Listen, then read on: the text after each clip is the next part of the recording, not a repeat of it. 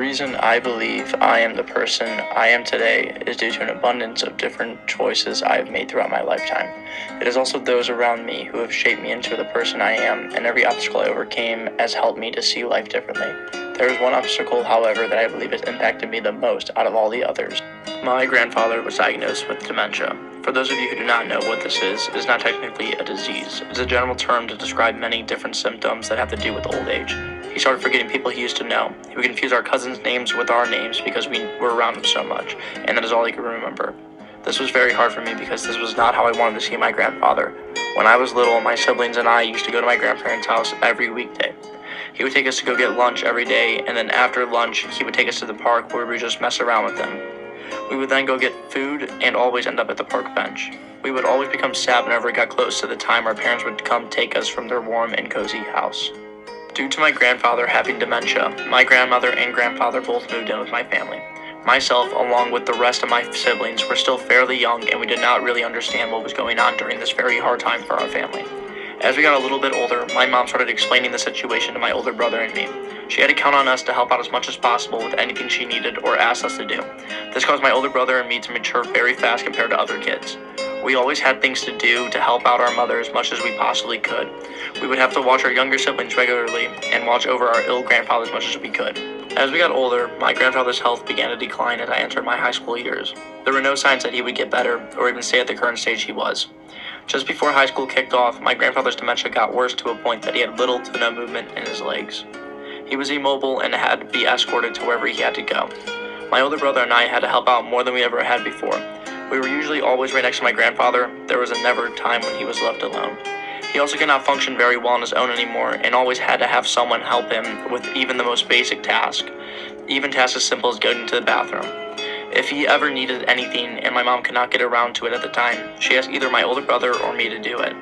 My brother and I would have to rush out of bed sometimes at 1 or even 2 o'clock in the morning to help him get up.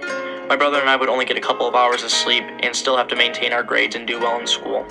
In addition, we would have to take our younger siblings to school. This required us to wake up even earlier to get them up and make sure they were all dressed and had all the supplies they needed for their school day. Our family used to go to St. Mary's Catholic Community Church, located in Crown Point, Indiana. We switched churches once my grandparents moved in with us. We then started going to St. Anthony Chapel, which is also located in Crown Point, but is located inside of a nursing home. My siblings and I are altar servers, so we would help altar during the service. I remember the very first time I went to church there and looking at all the seniors there. Most of them were in wheelchairs and sleeping during service, only being awake for maybe 10 to 15 minutes at a time before they get tired and fall back asleep. I remember looking at all of them, and they all reminded me so much of my grandfather. Every one of them in some way reminded me of him. My grandfather came with us to church every Sunday and came to wherever we were going, no matter what, because he could not be left alone. During my sophomore year, my grandfather passed away. He was a very caring man, and I look up to him. I intend to live my life joyously as he used to live his. My family still went to church every Sunday, but we continued to go to St. Anthony instead of St. Mary's. We started making new friends there, and all the seniors there got so excited to see us every single time we would show up for church. It would make their day and their faces would light up with joy. I felt very attached to every single one of them. I felt like I knew what they were going through for the most part because I witnessed it firsthand. I treated each and every one of them with the same way I treated my grandfather, with love and compassion. I would make sure they were as comfortable as they could be, and I would get anything that they needed. I visit the elderly and terminally ill senior citizens there after church service is over every week.